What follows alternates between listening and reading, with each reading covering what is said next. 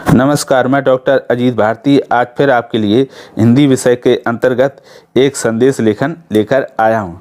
तो परीक्षा में प्रश्न कुछ इस प्रकार से पूछे जाते हैं।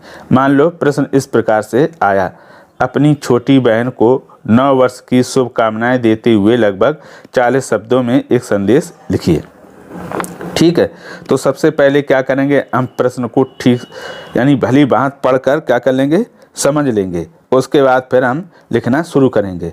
तो लिखने में हम क्या करेंगे, सबसे पहले हम लिखेंगे उत्तर लिखने के बाद लिख देंगे जैसे छोटी बहन को 9 वर्ष पर संदेश लेखन। ठीक, अगर इतना ना लिख पाएंगे तो इसके स्थान पर आप मात्र संदेश लेखन ही लिख दीजिएगा, तो भी कोई दिक्कत नहीं है। ठीक है, तो उत्तर लिखने के बाद अब हम क्या करेंगे, एक छोटा सा बीचों बीच कॉपी के क्या कर लेंगे, स्केल और पेन की सहायता से, ये है ना, इस तरह से क्या करेंगे, बॉक्स बना लेंगे।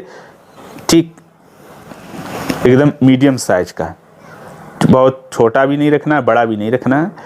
या फिर आप पहले लिख लें, उसके बाद बॉक्स बना लें, जैसा आपको उचित लगे। मैंने तो पहले बॉक्स बना लिया, उसके बाद लिखना शुरू करा। तो कैसे लिखेंगे, और दूसरा तरीका ये भी है कि आप इधर की लाइन खींच लो और इस साइड की लाइन खींच लो, उसके बाद लिखना शुरू करो बारी बारी से। ठीक है, फिर जब पूरा लिख जाए उसके बाद ये नीचे की लाइन से बंद कर दो और ऊपर की लाइन से बंद कर दो, और फिर उसके बाद ये नीचे की लाइन से बंद कर दो।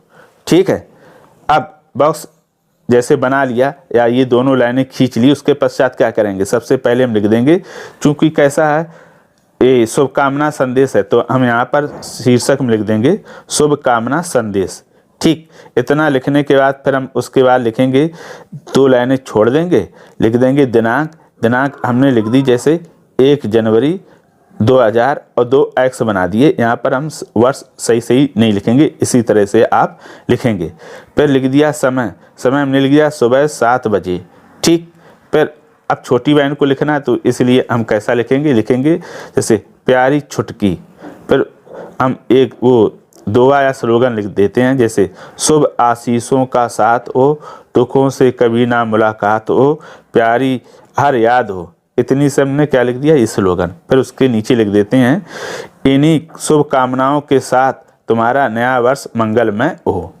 अब उसके फिर नीचे हम एक लाइन छोड़कर लिख देंगे, तुम्हारा बड़ा भाई का खा गा, या फिर इसके स्थान पर तुम्हारी बड़ी बहन का खा गा लिख सकते हैं। तो ये देखो हो गया तुम्हारा संदेश लेखन। अगर आपको स्लोगन ना आते हो तो आप 3 लाइनों में आप क्या करोगे, उसको शुभकामना या बधाई संदेश लिख सकते हो। 2 ऑप्शन रहते हैं, या तो आप स्लोगन या दोहे में लिखो, या फिर आप गद्यांश में लिख दो। ठीक, तो जो आपको ज़्यादा सरल लगे उसमें आप कर सकते हैं। तो अब इस प्रकार हमारा ये संदेश लेखन क्या हो गया, पूरा हो गया। तो पूरा संदेश लेखन बनने के बाद दिखाई कैसे देता है, इसको और हम देख लेते हैं। पूरा संदेश लेखन लिखने के बाद कुछ इस प्रकार दिखाई देता है। देखो, आपका ये तो हो गया उत्तर। ठीक, फिर जो संदेश है आपका बॉक्स में ये दिख रहा है, ये आपका पूरा बॉक्स दिख रहा है। ऊपर शीर्षक, फिर दिनांक, समय, प्यारी छुटकी, और ये स्लोगन, ये शुभकामनाएं, और ये हो गया प्रेषक भेजने वाला। ठीक, तो पूरा संदेश लेखन लिखने के बाद कुछ इस प्रकार से दिखाई देता है। आपको सावधानियां क्या क्या रखनी है, ध्यान रखना है। एक तो फॉर्मेट का हमेशा पालन करना कि बीचों बीच यहाँ पर संदेश लेखन होगा, यहाँ दिनांक, यहाँ समय, और यहाँ पर हमें अभिवादन जैसा लिख सकते हैं। और ये हो गया हमारा स्लोगन, और ये तुम्हारा बड़ा भाई। ठीक है, तो इसमें जो महत्वपूर्ण सबसे ज़रूरी बात है वो ये कि आप जो भी ये संदेश लिखेंगे, चाहे गद्य में लिखें या पद्य में, हमेशा ऐसे शब्दों या भाषा का प्रयोग करेंगे जो कठिन मुश्किल ना हो।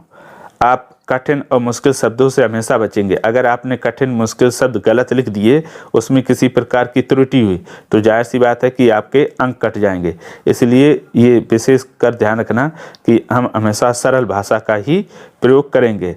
अगर इस तरह से आप साफ सुथरा, स्वच्छ और शुद्ध प्रारूप के अनुसार ये संदेश लेखन लिखेंगे तो निश्चित तौर में आपको पूरे में पूरे अंक मिलेंगे। अगर आपके पास कोई ऐसा विषय हो जिस पर आपको संदेश लेखन लिखने में कठिनाई आ रही, तो हमें कमेंट बॉक्स में लिखकर अवश्य भेज दें। बशर्ते वो महत्वपूर्ण भी हो, तो हम प्रयास करेंगे कि उसे समय रहते आपके सामने प्रस्तुत कर पाऊँ। तो आशा करता हूँ कि यह संदेश लेखन आपको समझ में आ गया होगा। तो अब हम फिर मिलेंगे किसी नए विषय के साथ। तब तक के लिए धन्यवाद।